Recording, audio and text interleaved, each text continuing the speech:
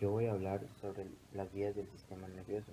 En general, las vías son un conjunto de fibras nerviosas que forman cordones, fibras y haces. Su función es la de conectar un receptor o un efector con el sistema nervioso. Las vías pueden estar formadas por una o más neuronas. Las vías se transcurren en la médula y en el encéfalo, pudiendo comunicarse ambos entre sí. La clasificación es ascendentes y descendentes. Las ascendentes son vías que transmiten todas las sensaciones captadas por los receptores en los tejidos. Las descendentes son vías motoras que comunican a los tejidos órdenes motores provenientes del cerebro, cerebelo y tallo. Las vías ascendentes son sensitivas, donde se encuentra el fascículo de Golgi-Burdach. Estos fascículos transcurren por el cordón posterior de la médula espinal. La primera neurona, al igual que todas las vías sensitivas, se encuentran en el ganglio espinal. El axón de esta neurona asciende por el cordón posterior hasta llegar al dorso del bulbo encefálico, donde hacen sinapsis. En el dorso del bulbo se encuentran los núcleos de Golgi y de Burdach. Allí se encuentra la segunda neurona. Los axones provenientes de esta neurona se cruzan al lado opuesto, formando la gran decusación sensitiva, ubicada por arriba y por detrás de la decusación motora o piramidal. En el núcleo ventroposterolateral del tálamo se encuentra la tercera y última neurona de esta vía, cuyos axones se dirigen hacia la corteza somestésica. El hecho de que la vía se decuse es importante a nivel funcional, ya que la representación sensitiva de un lado del cuerpo se encuentra en el hemisferio contralateral del cerebelo. El fascículo de Golgi-Burdach se encargan de transmitir la sensación del tacto fino y presiones leves.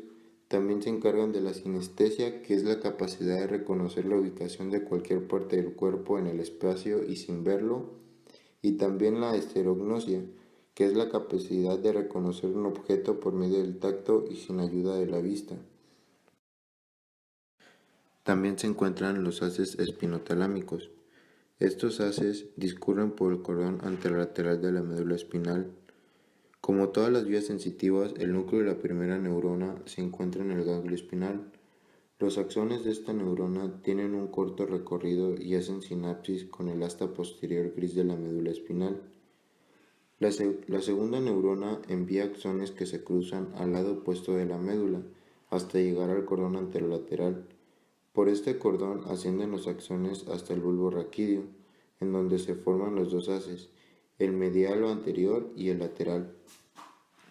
El haz espinotalámico anterior asciende por el menisco medial, junto con el fascículo de Golgi-Burdach, mientras que el haz espinotalámico lateral asciende por el menisco lateral, junto al haz de Gowers. A partir de allí, el axón de la segunda neurona hace sinapsis con la tercera neurona, ubicada en el tálamo, en el núcleo ventroposterolateral.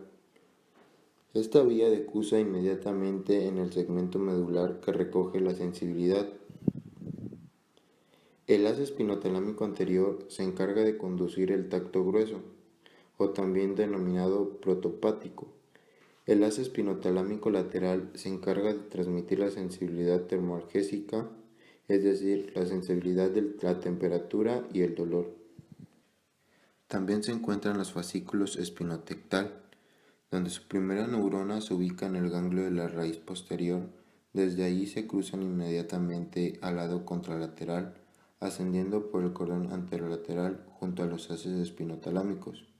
Termina este fascículo en la tercera neurona, ubicada en el núcleo gris, y en los tubérculos cuadrigéminos, ubicados ambos en el mesencéfalo. Se relacionan con la fisiología del dolor y la analgesia. En esta vía también se encuentran los fascículos espinocerebelosos, donde la primera neurona de esta vía se encuentra en el ganglio de la raíz posterior.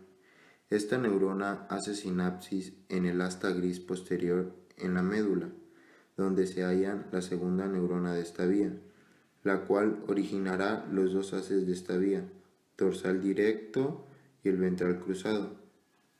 Estos fascículos ascienden por el cordón medular lateral, Como dice su nombre, el haz cruzado se dirige al lado contralateral, mientras que el directo asciende por el lado homolateral. Ambos fascículos terminan en el cerebelo, solo que el directo ingresa al cerebelo por el pedúnculo cerebeloso inferior, mientras que el cruzado tiene un trayecto del tallo encefálico, pasando por el menisco lateral hasta ingresar por el pedúnculo cerebeloso superior al cerebelo. También se encuentra el fascículo espinolivar, donde la primera neurona se encuentra en el ganglio de la raíz posterior y hace sinapsis con la segunda neurona, ubicada en la sustancia gris intermedia de la médula. Los axones se cruzan al lado opuesto ascendiendo por el cordón anterolateral junto al fascículo espinocerebeloso directo.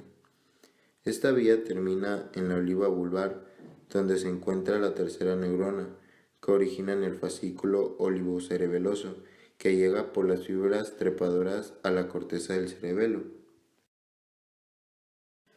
Las vías descendentes son motoras, donde se encuentra la vía piramidal. Esta vía es la vía motora por excelencia, se encarga de controlar la motilidad consciente, además de también funcionar como vía de integración sensoriomotora. La primera neurona de esta vía se encuentra en la corteza cerebral, recibiendo fibras de lo que es la corteza motora y de la corteza sensitiva primaria. Estas fibras se reúnen formando el haz piramidal que desciende por el brazo posterior de la cápsula interna. Desde ahí comienza a descender por el pie peduncular. A partir de esta vía se originan dos haces, el córtico nuclear y el córtico espinal. El primero es más interno del pie peduncular, se distribuye en todos los núcleos motores de los pares craneales, mientras que el haz córtico-espinal desciende por los intermedios del pie peduncular, llegando a la protuberancia anular de las fibras del haz córtico-espinal. Son separados por la presencia de los núcleos pontinos, formados así los rodetes protuberanciales en la cara anterior de esta. En el bulbo se vuelven a reunir formando las pirámides vulvares, ubicadas en la cara anterior de este. En el límite inferior del bulbo se produce la gran decusación motora o piramidal, que no es otra cosa que la decusación de gran parte de los haces piramidales.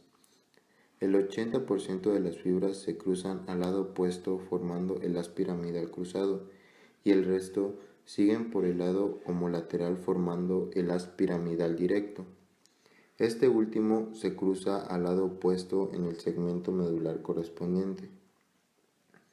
El haz directo desciende por el cordón medular anterior y el cruzado por el cordón lateral. Cada axón neuronal termina, por lo general, haciendo sinapsis por una interneurona a la cual la conecta con una motoneurona. También se encuentran las vías extrapiramidales, que se divide en 4 fascículos. El fascículo reticuloespinal, que es la formación reticular, es un núcleo gris que ocupa todo el tronco encefálico. Se comunica con la médula espinal a través de 2 fascículos. El protuberancio reticuloespinal, que desciende por el cordón medular anterior, y el bulbo reticuloespinal, que desciende por el cordón medular posterior. Ambos fascículos terminan en motoneuronas, alfa y gamma. También está el fascículo rubroespinal. Nacen del núcleo rojo, ubicado en la calota penducular. Descienden por el cordón medular anterior. Sus fibras hacen sinapsis en las neuronas del asta anterior. El tercer fascículo es el tectoespinal.